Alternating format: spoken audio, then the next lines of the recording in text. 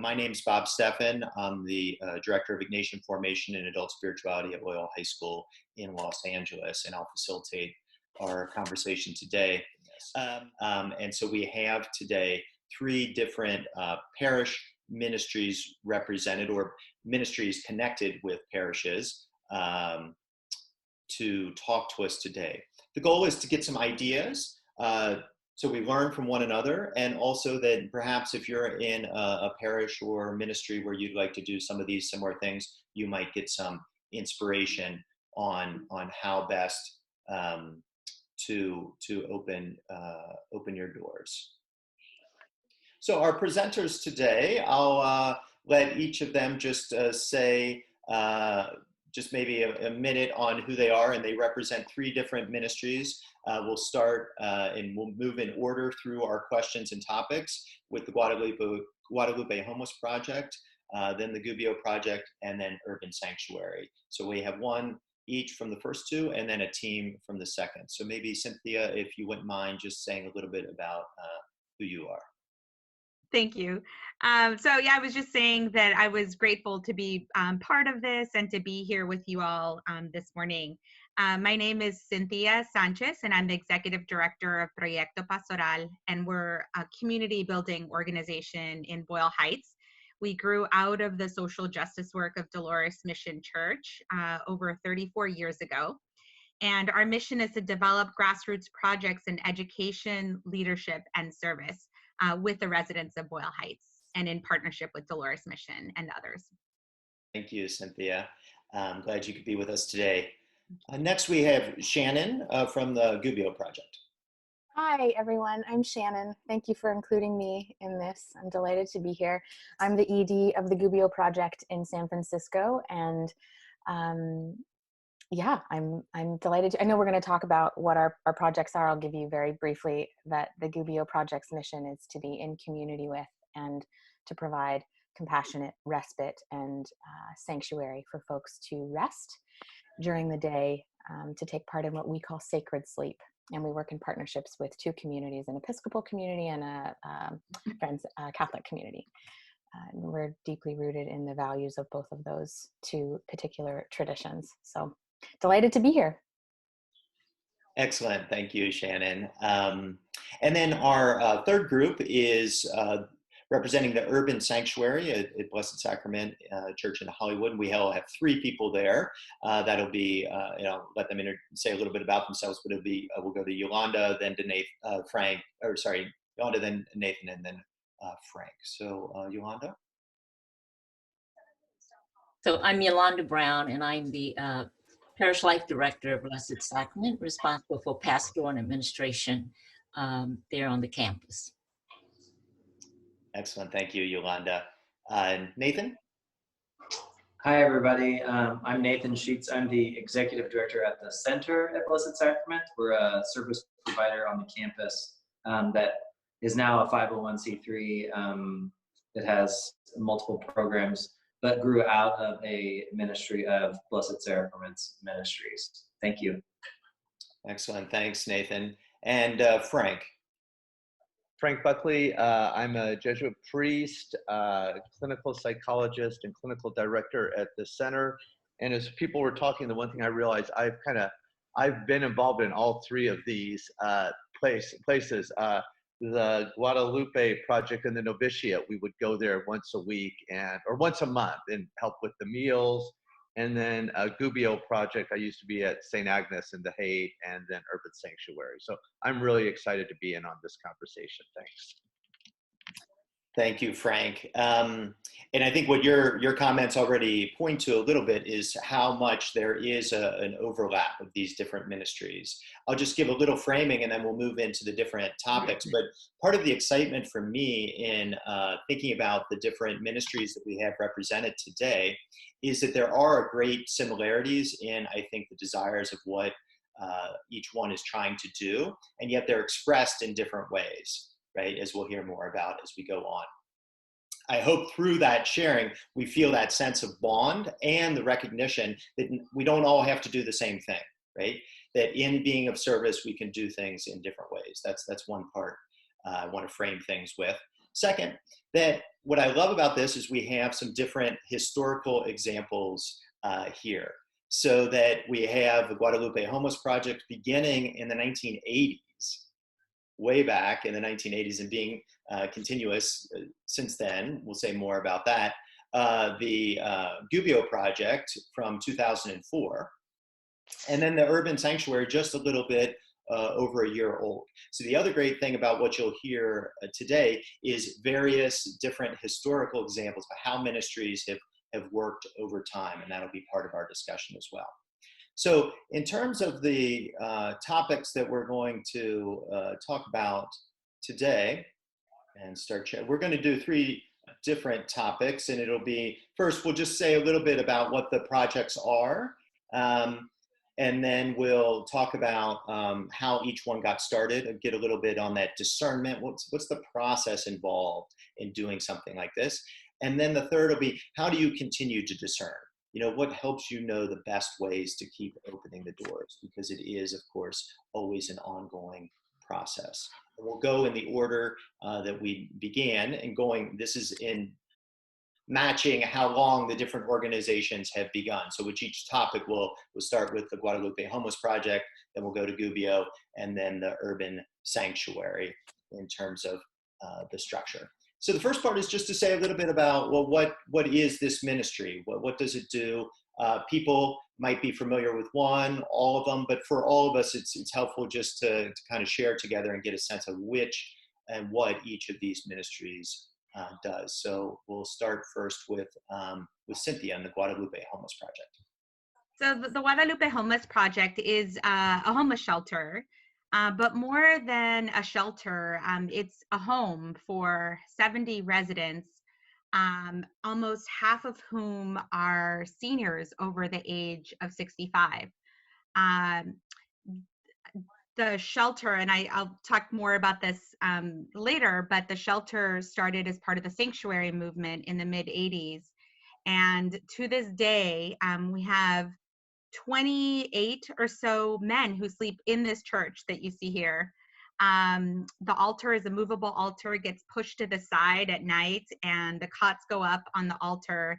I believe there's 6 cots that go up on the altar, and then on the side aisles, there's additional cots. And then we also have other sleeping areas where the men, this is mainly the men's campus, and then the women are at a facility, at a home a few blocks away from Dolores Mission. But we all, at the shelter, we provide basic needs like shelter, food, and then really personal things. And I think sometimes it feels like some of the most important work that the shelter does, which is the social, emotional, and spiritual tending and care that we give to the men. And by we, it's not only the staff that operate the shelter,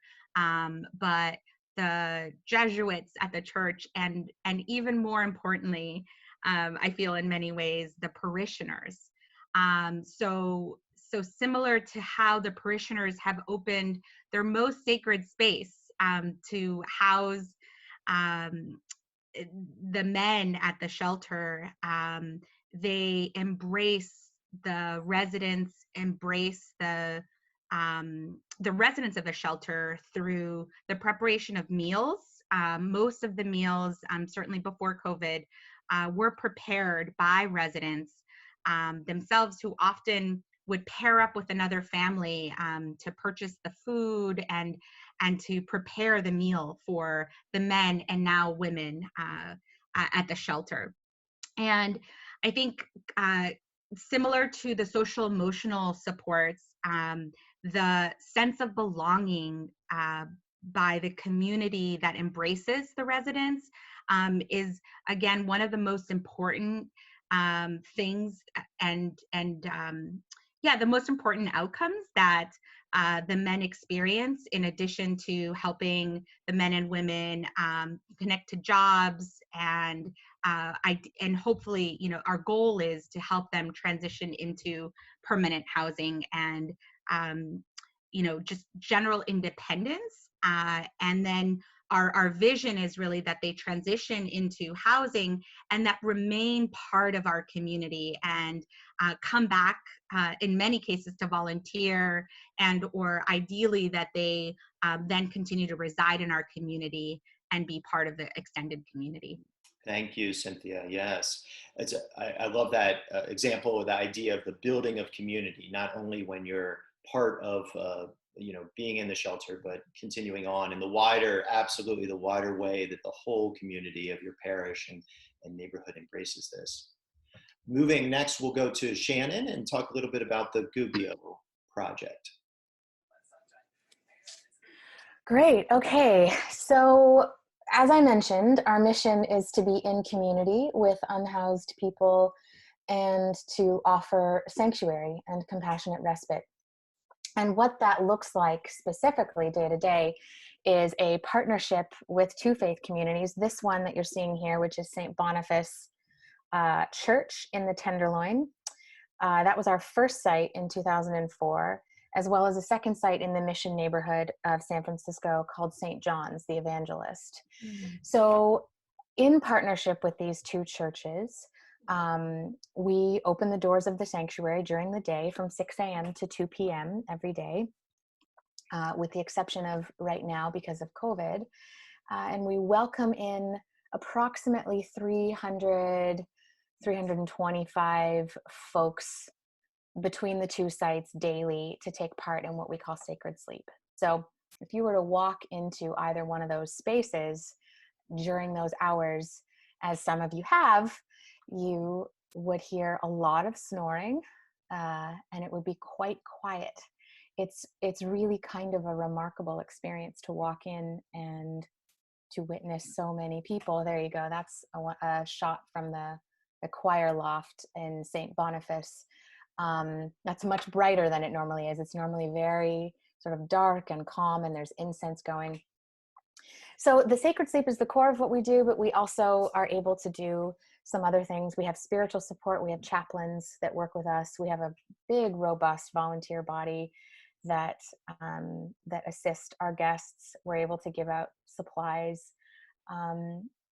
And similarly to my colleagues on this call, really the core of Gubbio is community, community that is rooted in the inherent worth and dignity of all life. What else would be important? We have an interesting model that combines peer support. So all of our staff have direct lived experience of what our guests are experiencing, whether that's having been incarcerated or having lived on the streets or an intimate experience with the mental health system. We combine that with social justice and strong harm reduction practices and principles. So the core is sacred sleep. Our desire is to tend to the whole person, the physical needs, the social needs, the psychological needs, the spiritual needs, as much as we can, in a spirit of welcoming people where they are, regardless of the choices they've made or the circumstances that they find themselves in. Thank you, Shannon. Yeah, another powerful example of really the doors being opened in both with Guadalupe and here with St. Boniface, seeing the church used and open to people is such a powerful symbol. And both of you speaking to that sense of community and the sense of connection that can be built as a result of that. We'll turn to Yolanda now to talk about a more recent example of opening the doors as we look at the urban sanctuary.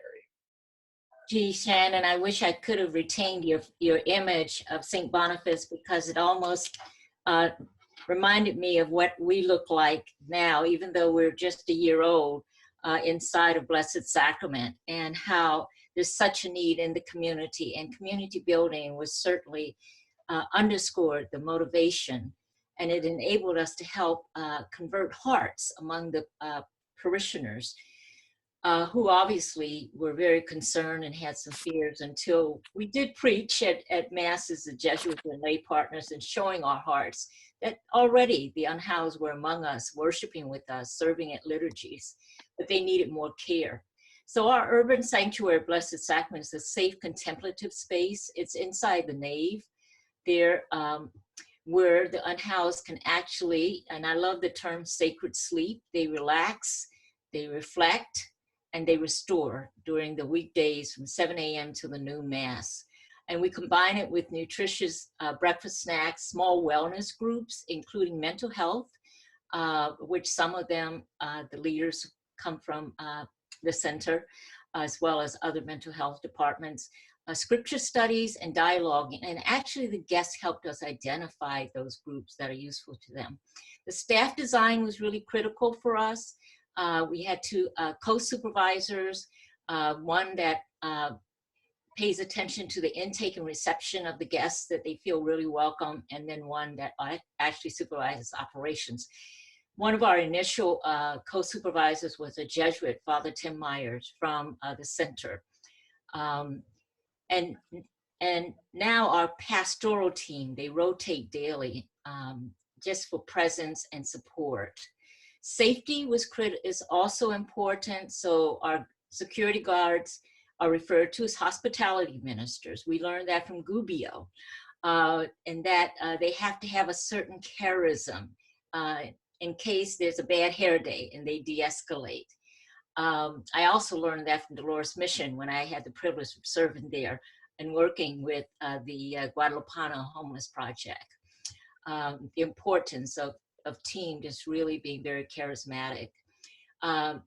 Leaders for the programs in small groups were recruited, sanitizing the area prior to noon mass, and of course, budgeting and funding.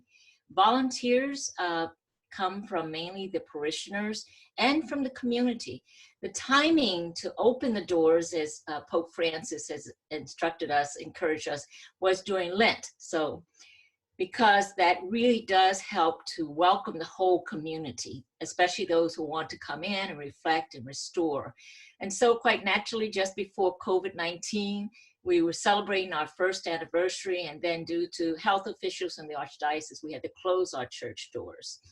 But then we turned to advocacy and working with local council members and acquiring hygiene stations and now housing for our urban sanctuary, at least during COVID-19. And with the project we're working on, which is hashtag Project Room Key with hotels, so that we can even maintain that housing after COVID-19. In the meanwhile, the guests of Urban Sanctuary are served by our food pantry, which is an essential service that Blessed Sacrament's offered since 1994. And many of them are from Urban Sanctuary in the center. So it's a pretty holistic approach. It's like, you know, what the Father General Sosa encourages, unifying the Cura Personalis and the Cura Apostolica with collaboration on the campus here and with the center and with other community groups and Jesuit work ministries. Thank you, Yolanda. Appreciate that. Great example of what's possible. I mean, I think that's part of the thing that I love in being part of this conversation is that from the 1980s, the early 2000s until today, there are examples of parishes that are opening their doors. Part of why we wanted to bring everybody together, though, was not just to share information about what the different ministries do, but to get to underneath that. How did you discern, right? So you can talk about how the program started, but even more important than that is just what's the method, the rhythm, the practice of how you discern. There's always in any community, certainly in any parish community, many voices, many ideas. How do you, in the midst of that, really listen to the Spirit, to what you're being invited to, right? And I think that is part of what we wanted to get to in this next section. So again, I'll turn it over first to Cynthia to talk. Great, thank you. Oh, this is great. And I think this visual really helps ground the description and that for how the Guadalupe Homeless Project was founded and established, which was absolutely based in discernment.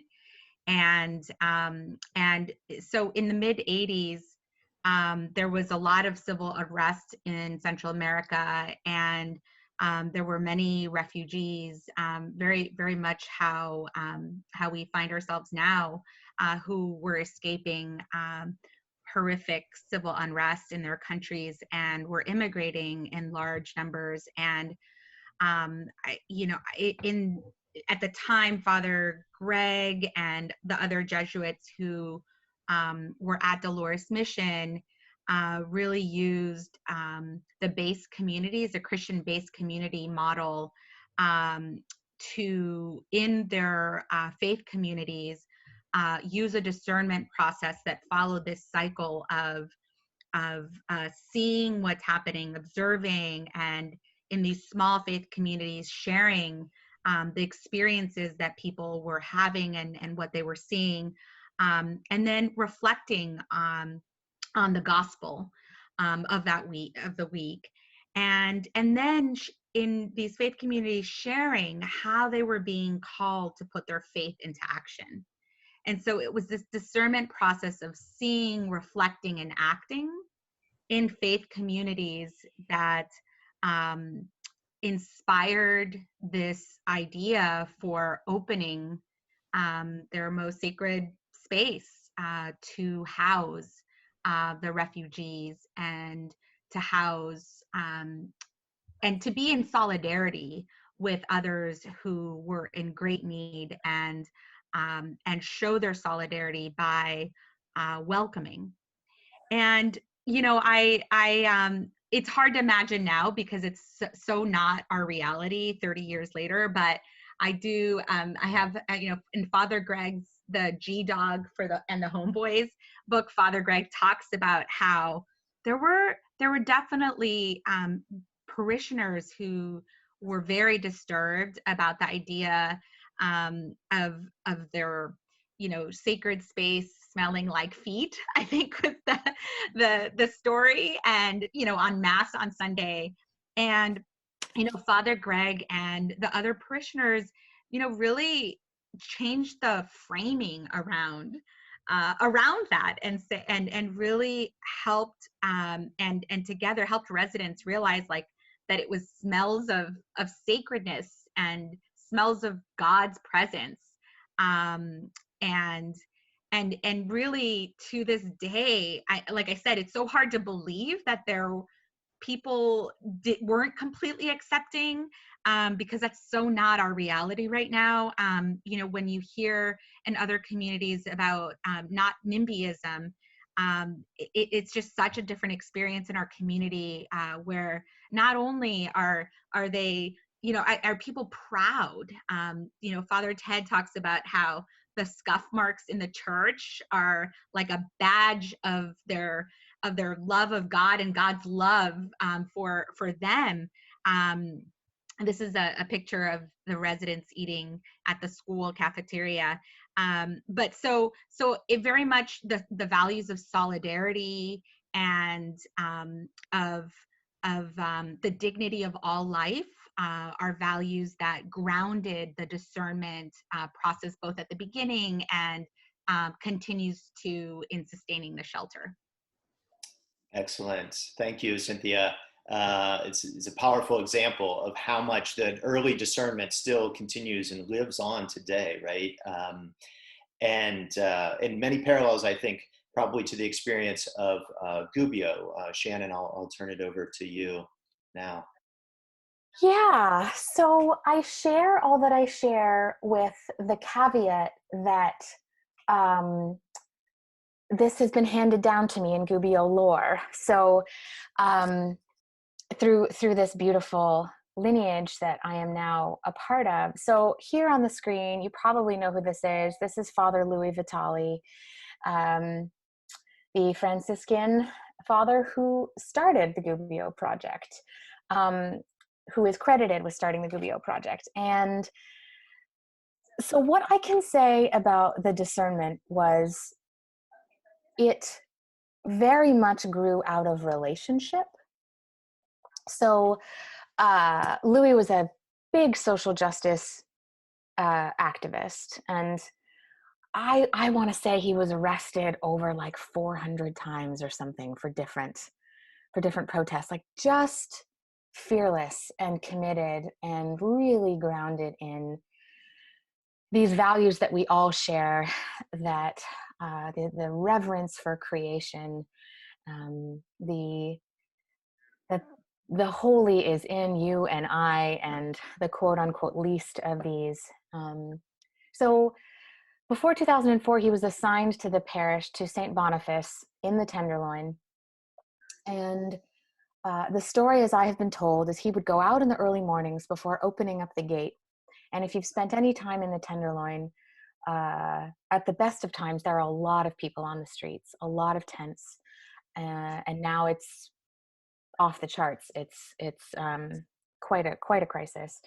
But then he would go out and he would just talk to people and build relationships. And Gubbio, this need for sacred space for people during the day, grew out of this named need that the folks in the community were articulating. And Father Louis looked at this huge, mostly empty church and thought, well, what is church? We need to open up the church. The church isn't just what happens, for 2 hours on a Sunday. It's what we're living and breathing and embodying all the time. And there was a fair amount of pushback from the community and from the parishioners at the time. I think having someone like Louis, who was so passionate and so focused and so committed and so ready and willing to commit to this vision, I think that really helped bring a lot of other people along. And of course, that inspired other folks to get involved, including Shelley Roeder, who was an advocate and an activist who was a part of the community. But I think the biggest piece that I would name, this is an older photo of staff. There was a couple of years ago, a gentleman, an unhoused gentleman, was arrested for eating pizza at a bus stop, and so staff went out and in an act of solidarity were eating pizzas at the bus stop. The biggest piece I really want to convey is this piece of relationship, of building solidarity and allowing the project to emerge out of the voices and lived experience of the people who were directly impacted. Yeah. Thank you, Shannon. Both speaking to the ways that the voices emerge, that you're listening to the Spirit involves listening to the people, right? The people that are in need, the people in the parish, and out of that, with the combination of leadership, but also touching into what people really are open to and imagining a new possibility is I love that example.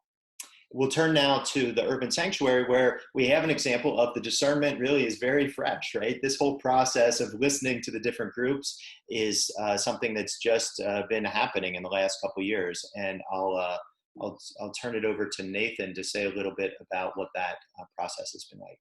Yeah, I can't start without giving credit to all those who've come before. I really appreciate that's been mentioned, because had it not been for a circumstance where before working at the center, which again is a nonprofit on the campus at Blessed Sacrament that works in collaboration with the parish and dozens of other homeless service providers, had I not had the great fortune of stepping into St. Boniface unknowingly almost 10 years ago, I don't know that some of the initial conversations that at least I brought up to Father Frank and with Yolanda would have happened. And so I have to give credit to Gubbio, and obviously with the precedent set by the Guadalupe Homeless Project for showcasing the ability of what we also do at the center, which is quickly and over time, both at the same time, sometimes identifying what the need is in the community and responding to it out of a desire to, as we're talking about, open the doors. I really appreciate what Shannon said, which is that it has grown out of need, just as the center has, from the perspective of opening the doors and having sort of a discernment process through action. I just remember in the early stages of conversations about how we would open the doors, a lot was brought up in terms of, fears and some degree of just uncertainty. And it was really the bravery of the pastoral team, led by Yolanda and with Father Tim at the time, to really push those doors open and be willing to truly have a great deal of confidence. And some degree of that confidence was in this model that we really in Hollywood are really proud of, which is in collaboration with other entities, from the council member's office to other ministries to other faith communities to service providers, and having the center on the campus really helped to inform the ability to open the doors and how that could happen.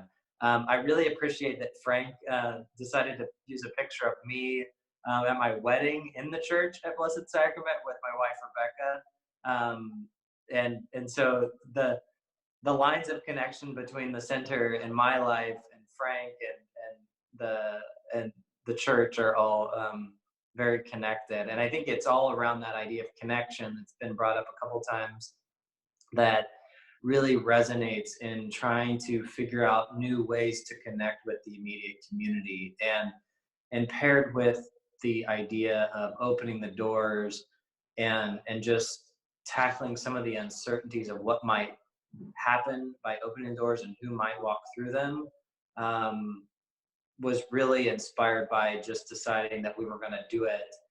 And gratitude all around for everyone who made that possible, from the priest ministers preaching at the masses leading up to the Ash Wednesday last year, to the hours and hours of discussions over the period of some time, just deciding that this was a real need, and then finding the real words, relax, renew, restore, that really did identify this forward momentum that on the campus, at least, center and the parish, we really focus on, which is getting to know people and figuring out how to use a medical term, triage individual circumstances and help people to make connections to the broader collaborative network that exists. Yolanda has pointed to that, how important that has been, in having the faith and certainty that we were going to be taken care of as we embrace this model, and inspired in large part by the precedent of the Guadalupe Homeless Project and the Gubbio Project. Thank you, Nathan. Yeah, great to hear that sense of continuity, right? For those of you that are on the call that might not be familiar with these different ministries, I hope you are able to see the ways that what one ministry does can inspire another, right? And part of the hope is that what you're hearing now will also be an inspiration for you, not necessarily to replicate exactly any of the things that we've heard, but just simply to look in what way will be best for you and your community to open the doors. What we want to turn to next is just a few ideas on this. There's so many things that we could say, but just a few on this that will lead us into a broader discussion for people's questions. But this idea of what does it mean to continue to discern, right? Of course, part of that is the reality that we're in now, which has really reshaped so many different ministries. But beyond the specifics, in addition rather to the specifics of our current time, what's that method that you use in whatever you're being confronted with to keep knowing how to open the doors, right? Whether you're a brand new ministry like the Urban Sanctuary or one that has existed for decades like the Guadalupe Homeless Project, that ability to continue to discern is so important. So I'll turn it over first to Cynthia to say a little bit about that. Yeah, this is Raquel and me at the women's shelter, and I just wanted to share that I'm in place of Raquel. Raquel is the shelter director, and I stepped in because her grandfather passed away this week. So if you all could keep her and her mom and family in your prayers, I know she would really appreciate that. And I'm if you ever have a chance to hear Raquel, she's an amazing advocate of those experiencing homelessness and immigrants, and an incredible leader of the shelter. So I think this is a great example. I mean, I think to your question, the Dolores mission continues to have the same base community structure that I mentioned earlier, where in the base communities, in the faith communities, small faith groups, residents, we're meeting on a weekly, biweekly basis to share amongst themselves their observations, their feelings, and what, and reflect on the gospel, and then share how they were being called to put their faith into action. And similar to how the shelter was founded 33 years ago, is an example of how we decided to 5 years ago open the women's shelter. And so 30 years ago, the Guadalupe Homeless Project actually was a family shelter. The women and children used to sleep on the 3rd floor of the school, and the men slept on the church side. And then a few years after that, it was really unsustainable to continue to serve in that way. And so the need was much greater for the men's shelter, and Proyecto and Dolores Mission decided to continue with the men's shelter. But 5 years ago, there was, and there continues to be, a huge increase of homeless women, and in particular homeless older women.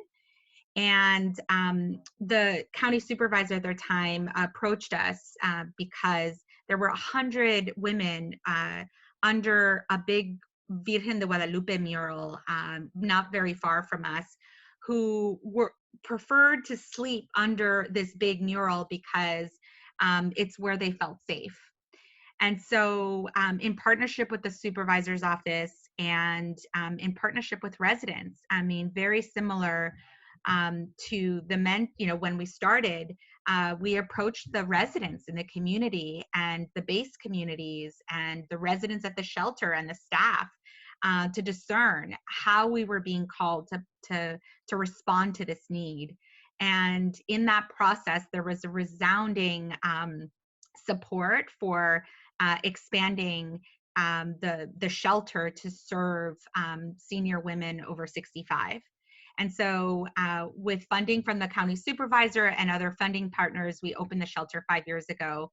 And it's been such a blessing to serve and to walk with this group of women, and in partnership with the community. That's great. I know we also have a couple pictures of just what's happening now. I don't know if you want to say anything. Yeah, so this is Raquel, and this is the plaza at Dolores Mission.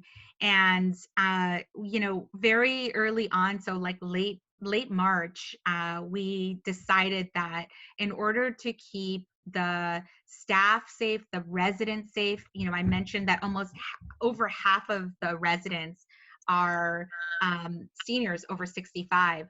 And many of them have pre-existing conditions. And so very early on, we decided that in order to really ensure safety, that we had to really help the residents shelter in place with us. And so similar to how many of us are able to work from home, we are, the shelter is their home. And so we've now become a 24-hour shelter, and added, hundreds of additional meals to, because traditionally we provide breakfast and dinner, and now we're providing lunch, and without the support of volunteers, because we had to limit exposure. So volunteers are still critical to our ability to be able to expand in this way. It's just been a really powerful response from the community residents and other volunteers and community members bringing donations of food or sponsoring meals that get delivered to the shelter. And so here, the residents are having, I believe, lunch that is being catered by one of the local restaurants that brings and caters the meal once a week. Excellent. Thank you. Such powerful examples, both with the opening of the women's shelter and now adapting to the current situation about how there's always this ongoing need for discernment and to think about and reflect back, what does it mean to open the doors? Turn it over to Shannon. I know also that Gubbio has gone through different processes in terms of collaborating with others and continuing your ministry as well. I'll have you say a little bit more now. Yeah, that's our second site, St. John's. It looks different now. We don't use those mats anymore, but that's a beautiful picture. Oh goodness. So this question of ongoing discernment is super rich for me and for Gubbio right now. We are deep in these processes right now. We were in big processes of discernment pre-COVID, and COVID has just set that off to a new level. I think it's also worth naming the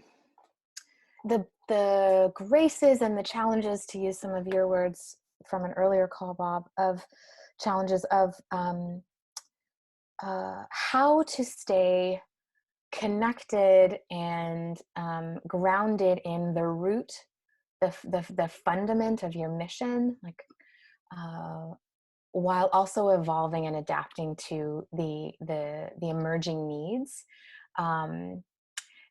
While Gubbio was founded deep in the Franciscan tradition and has been influenced by being connected to the Episcopal community, Gubbio's sort of flavor now in terms of its spiritual expression, I experience as being much more multi-religious and multi-faith, and certainly in terms of the leadership and the folks that are coming in through our doors. So it's interesting to see how that is influencing the discernment that happens and the ways in which folks are engaging with these questions.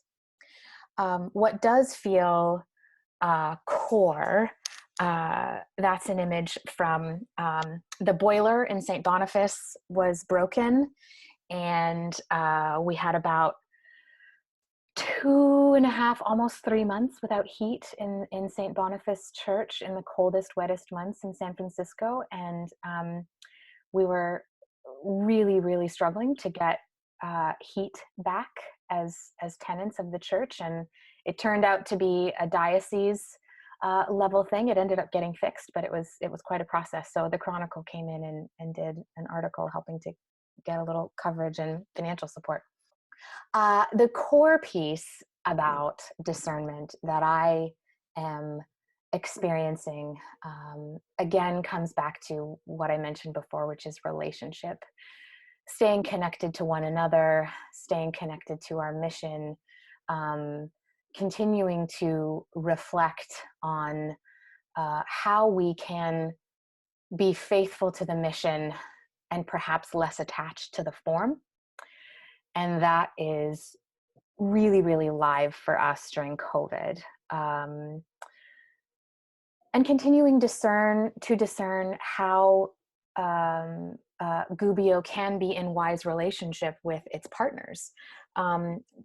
While we did emerge out of a project very clearly connected to St. Boniface Church, came out of the Father Louis' work there and connection to parishioners. Now that we're a 501c3 and we are seen as a very separate entity, our relationships with the faith communities have shifted in some very life-giving and sometimes challenging ways.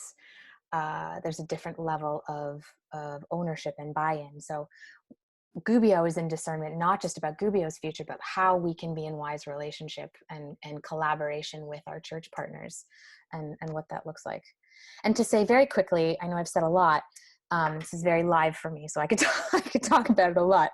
COVID has shifted Gubbio into an interesting position of advocacy, which we have held historically, but not to the same degree.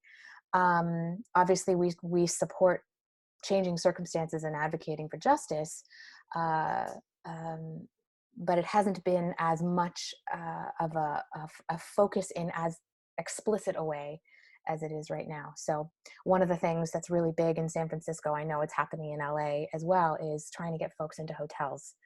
As we know, many of our unsheltered folks don't have places where they can go and self-isolate or quarantine. And so Gubbio sees the movement to get folks into hotels with the resources and support that they need as another way that we're living our mission of sanctuary. And we continue to partner with lots of different other providers and agencies in trying to support our folks and serve our folks as best we can. But it is a massive time of transition, and there is a lot in flux, as I know there is for a lot of people. Yeah. Well, thank you, Shannon.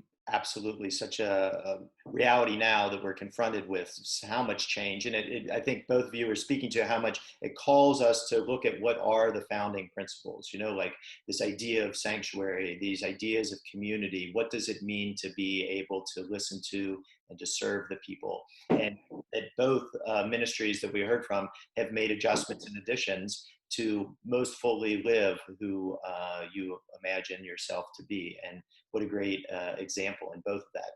I'll turn now to Frank Buckley and talk a little bit about the Urban Sanctuary and all that's been happening there. From we see here just kind of the first, what the Urban Sanctuary has been, and we'll ask Frank to say a little bit more about what it means to continue to ongoingly discern now. Thanks, Bob. Glad I got this part of the discussion. I'm gonna put my psychologist hat on first, and I've really been doing a lot with neuroscience because I get to read a lot lately, but a lot of this for me with opening the doors is about imagination. And one thing neuroscience is showing is to look at wellness. The way we get towards wellness and well-being is through one simple thing. And in faith-based communities, faith-based organizations, we call community. But what neuroscience is showing is this idea of undoing aloneness. And how do we undo aloneness for the people who show up at our doors? And just a little history, a few years back when Nathan and Yolanda and I were just talking about this, just for fun, I had thrown something about opening the doors up on Facebook. And on my Facebook page, I get everything from the strong right to the strong left and everyone in between. But I think it was the only time I've ever been on Facebook where I did not get one reply. Yeah, it was not part of people's imagination. And now I'll put more of my Jesuit cap on.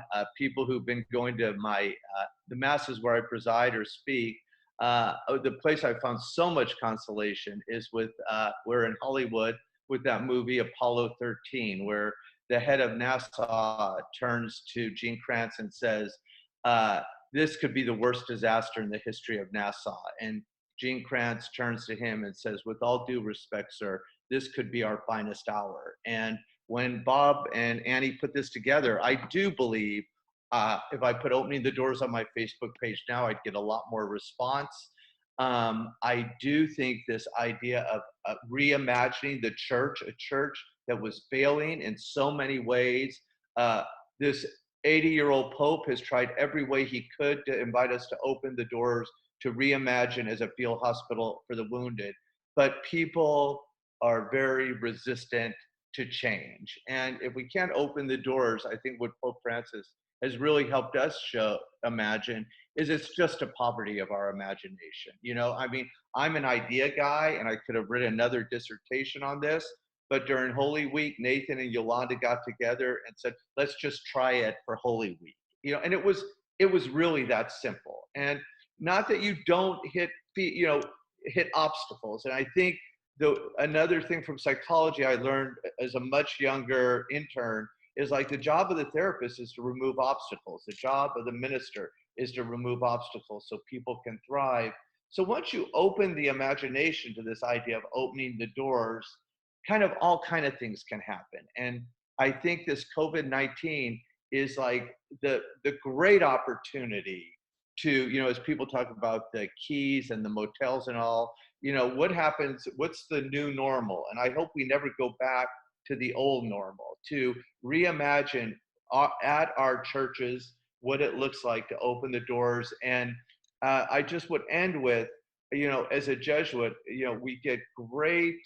we all need exemplars in life, like people to look to. And I think the Pope is, when I get discouraged, like I'll read something he wrote, and you can see how he's done this at the Vatican and, put a hospital there. You can see how the Jesuits in Chile have turned over their retreat center for COVID-19.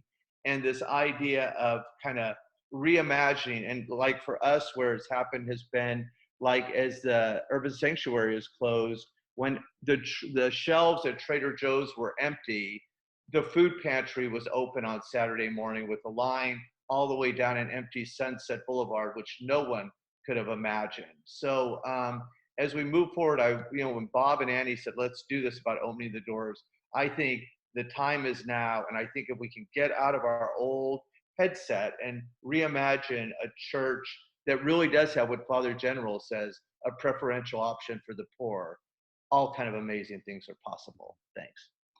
Thank you, Frank. I think it's just such a powerful message to convey about the imagination, right? That amazing things are possible if we just allow ourselves to imagine. And if we're willing to listen to the people that are around us and to the relationships that we have, it's the world is full of richness, full of possibilities. As you found there, Frank, food can be found, connections can be made, even in the most of difficult times. And all three of these ministries are powerful examples of how much that is possible.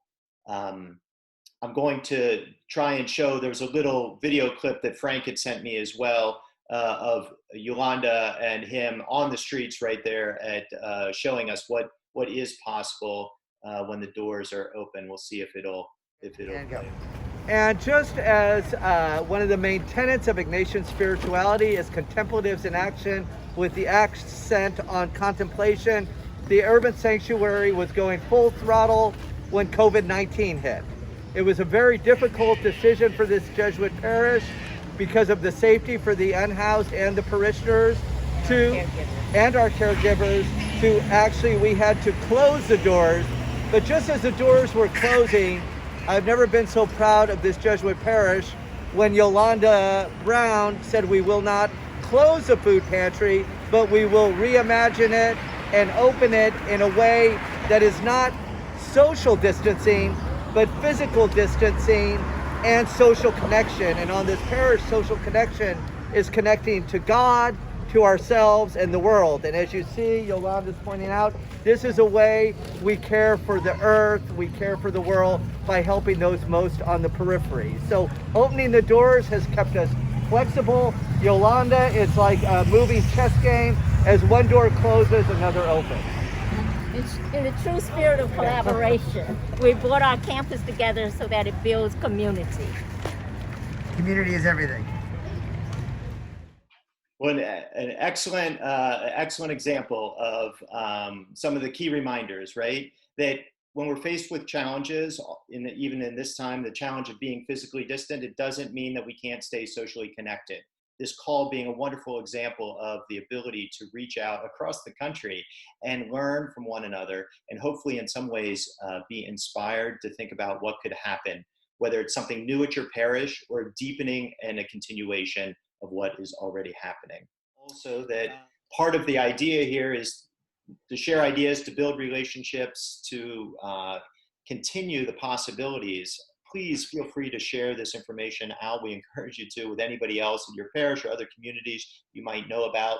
As Frank was saying earlier, the idea of opening our doors can seem one that sometimes there's kind of a complete silence when you put it out there. But the more that we gather together as a community of people that know that this is a possibility and share that message, the more that we're going to expand the imagination of others. So just make that pitch to all of you. Thank you to our presenters. It was a great, very informative hour and inspiring in so many ways to see what's happening. I encourage people at parishes to think about. I know Barbara, or I think earlier on, had raised a question about, safety can be a question in a lot of parishes. I know at the center and other places, at Dolores Mission, they have great resources on experience on what safety means, how to make people feel safe. So please feel free to reach out to our speakers on those topics as well, or any other things that might come up. As we look forward to our continuing reality, we know that we're faced with many challenges, and that the challenges of a lack of the essentials is even more acute. Inequalities that we knew existed in society are even more clear. When we go back to whatever comes out of after COVID, we hear many times, I think in my circles, and I hope it's true, that we don't return to normal, that the future is different than it has been before. And I know for me, conversations like this inspire me to believe that that kind of change is possible. So thank you to all of you who spoke today. Thank you to all who made the time to join us on the call. And I look forward to sharing and continuing the conversation and inspiration in the future. All right. Thank you all very much.